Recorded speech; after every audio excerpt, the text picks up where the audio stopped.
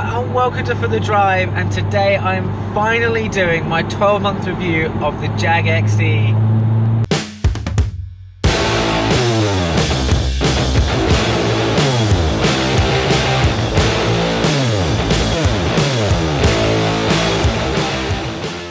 I will be joined by two good friends, Jordan and Greg, who have been in it as passengers as well as involved in convoys with it a fair amount over the recent months. Wanted to give you an outside perspective because I'm bound to be a little biased, because I can tell you right now I still absolutely love this car.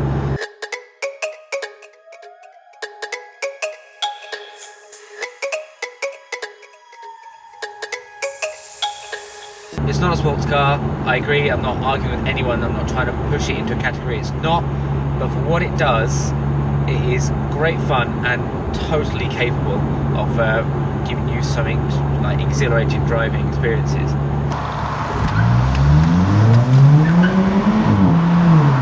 But I think we should just cover a few stats and things like that, just in case you haven't seen any of the other videos on this car or you don't really know much about the Jaguar XE. Fully aluminium chassis and body, 2-litre inline-4 turbo engine producing 240 brake and 250 pounds-of-foot torque. Takes you to 62 in 6.4 seconds stock and weighs about 1,500 kilograms. It's about 50-50 weight distribution, hence why they've gone for aluminium body. The quality is incredible. Every time I get in this car, I just think, I look at all the leather, all the gloss black plastic, I look at all the nice little details that they've put into this car to make it look as unnecessarily opulent for the fact that it's the cheapest Jaguar you can buy on the market at the moment, and yet it's still kind of dripping that Jaguar finesse, and it's totally unnecessary, but that's why I love it. The ride comfort and the volumes of road noise and stuff is definitely probably the best that I've been in terms of car wise. Other cars I've been into that might be slightly more softer ride, but certainly don't handle anywhere near as good.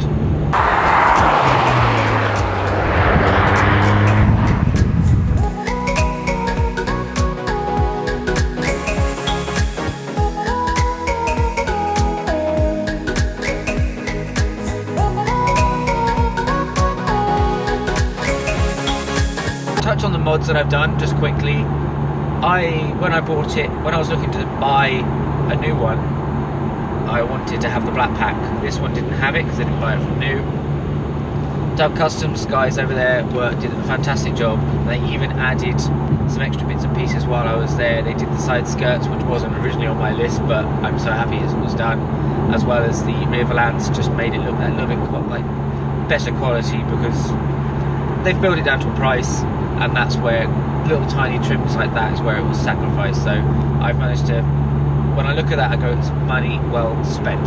Very recently, the exhaust finally got a bit of tone to it. I can't find a full exhaust system for the car, but I've had over at Long Life in Basingstoke, they hand built some custom made like stainless steel back boxes with really nice design of like muffler tip. I'm so happy how it looks, and it's so much louder, and like just so much more attitude that it's given this car.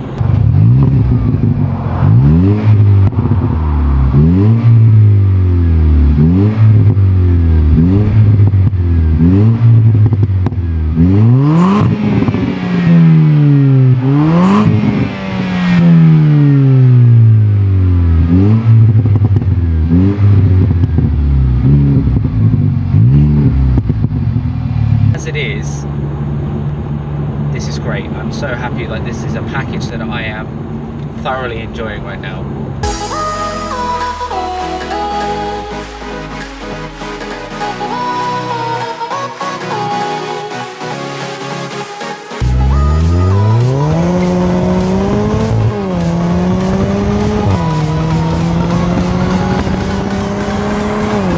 Oh, I love tunnels. Brave the cold for a few minutes.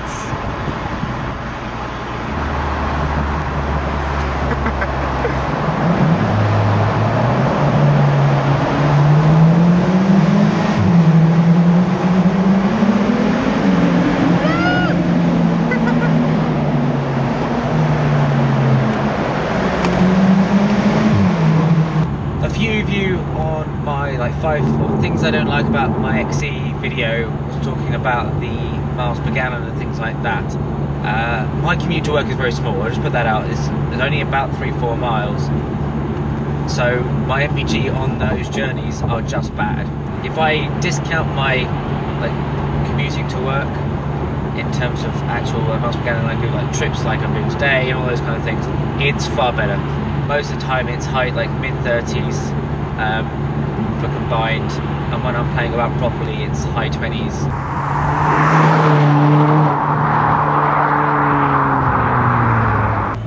Second gear, alright. Oh yes, I love that little cattle grid.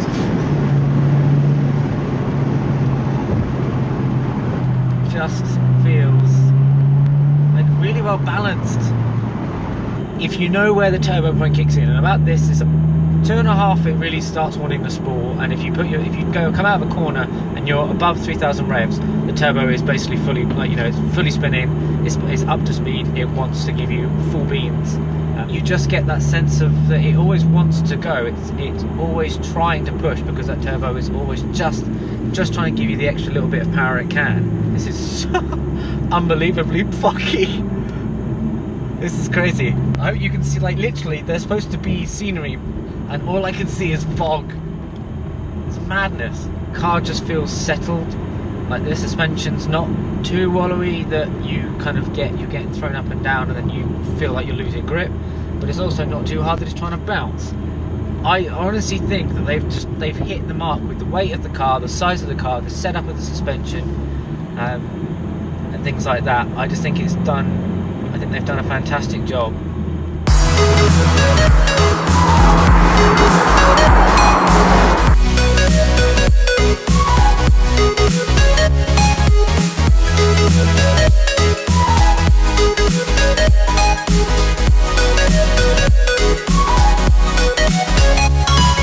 Gearbox in this car is a ZF8 torque converter, which is perfectly fine.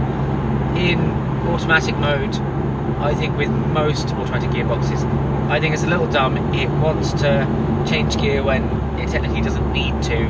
But one thing I didn't realise in manual mode, especially when you're playing with dynamic and things like that, was that the gear change, the timing of the gear change changes depending on my throttle position, which I think is a really cool idea. And I honestly didn't realise that it happened. I just kind of took it for granted that it was a certain speed, and that was that. And a lot of you probably go, well, of course it is, you're an idiot, Graham. But until you actively notice it, it's actually really well hidden. So, I mean, I'm doing 70, I'll drop to 6, accelerate, tiny amount of throttle response, change gear, you get that slow change down. And then again, even slower on the second gear change up to 8th. But you put your foot down, even half throttle, all the way, 100% throttle, then change. It's really so lightning quick.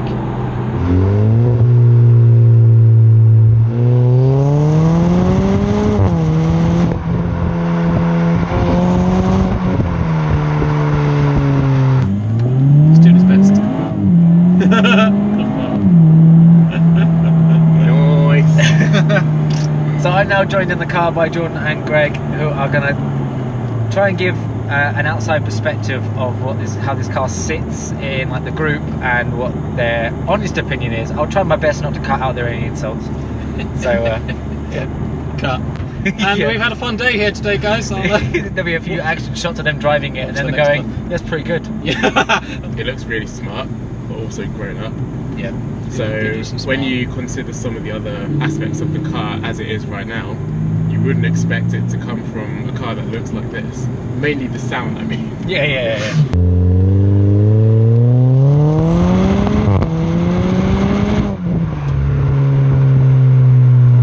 Better with the mods to start off with. I think they're all improvements.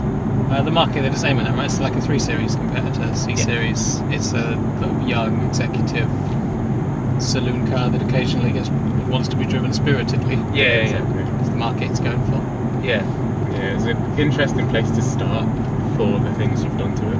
I'm still blown away by the exhaust. I still think it's a little louder inside the car than it is outside the car, so I think it's far too loud. I think outside is not as bad.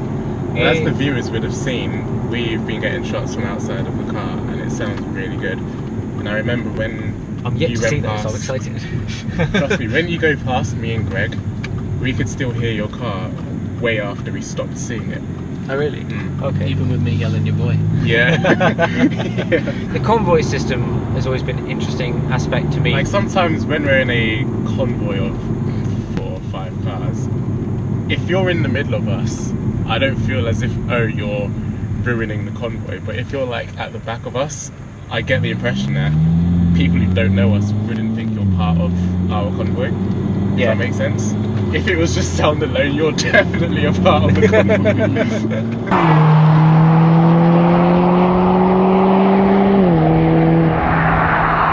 The thing I usually find interesting is that you and I usually end up on our own. And not at the back. That's probably down to me just, well, both of us being probably a little bit more of a risk taker when it comes to certain roads. That's the thing, you're actually more brave than me. It's not brave, it's stupidity. Yeah. I like the comfort level of going at high fast speeds. But then like what you've just done now, if you, oh my god. If you are the kind of person to take one of these and say, I wonder what this can do, then you will be quite pleasantly surprised. But that's the point. That's the thing that I think is the biggest testament to actually, this is not a car that, like, this can't rival the M2, hands down. I can see no matter how hard I push this, like this, I can't compete. Neither. But I can just do that, and we're fine. Yeah. You may have gone panicked a bit, but it was fine. Like it actually was. Did. Yeah. I think this with 300 horsepower would actually be difficult out of the corners. I think you're going to break traction a lot. That's fine. That's the best way to smile. I think. Like, It is, it really is. I mean, But I think the car's actually going to be more hairy. that's exactly what I want. I'm so glad you said that.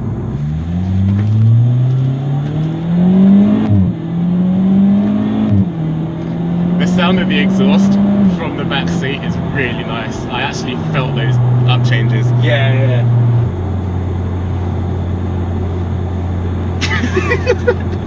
Just to see how long I could do that for before anyone said. For a second, I thought, oh, you're just testing out what the steering rack feels like. Then It's it fine. And carried then you on. just carried on. Yeah. Rolling at 56 miles an hour, it's very comfortable. Yeah. What I do like about it having so many gears is that when you're going through them, the gears feel nice and close to each other. Yes. Yeah. So I you think never that's really because feel the loss of power. Yeah. It's just Fast and Furious all over. Yeah. Yeah. There's some cars where you go to the next gear and then the revs sound like they just drop too much. Yeah. The rest is quite good.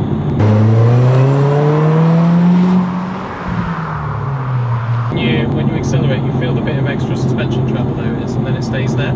Yes. It doesn't feel overly bouncy or like it's continually moving on that axis. Not too much wallow. It goes down, stays, and then comes back up when you stop putting pressure on it. Yeah. That's good. Yeah. Or the up down stand thing. You didn't do anything that I wasn't expecting it to do. No. I think that's the thing that has impressed me most. I think when I do decide to be stupid and push it through corners that it probably is not designed for, actually it doesn't just fail and give up and go, sorry, can't do that. It actually tries its best.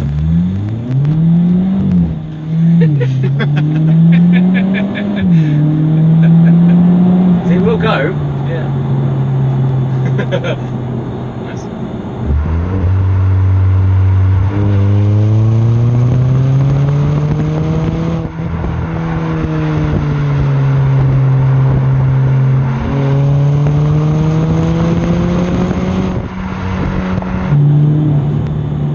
You feeling better now? Yeah. I am. All my trouble sickness has actually gone because I'm now controlling the movement. Yeah. And the steering's really light. Yes, it is quite light. Which I still am undecided whether I think that's a good thing or not. I think it could be a little heavier. But Nice. I felt the weight around that bend. Yeah, I mean it is heavier than yours by quite a bit. It's like 300 kilograms heavier. Oh, I hate being driven. It's worse in the back as well. It is. Beautiful the Hey, Max. Yeah, boy. I can't believe I'm feeling like a racing driver in a Jaguar XE. That's the thing. I think that's one good point I can make actually. This car, I actually feel a lot more confident driving it than what looking at the car from the outside would suggest. Yeah.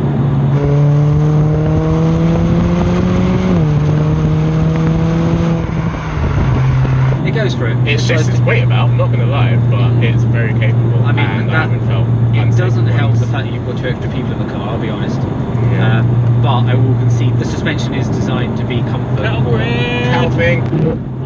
If you press 3, if you hold 3 on the buttons, keep an eye on your road. So you have to hold it. You have to hold it. No, that scared me. I have a proper like. That's really reclined, isn't it? Lounge mode. Oh my god, that is beautiful. That is really cool actually. I do quite like having that option. The memory pack stuff. I'm actually more of a set it and leave it person in general. Yeah. But all these options is just so nice. Floor it. No good internet. It's a really nice car to drive. Yeah. The only thing I'd change is how it looks on the outside. Because for me personally, when I'm in my car or even Greg's car, I feel like I sort of appreciate the car more when I'm in it, just from knowing how it looks on the outside. Yeah. Well, it reflects its capabilities with its looks. Yeah. A lot of cars. That's the thing that I think. Whereas this surprises you after you get in it. It's like a semi-sleeper. Yeah. Like. You feel sick, Greg. Only with disgust.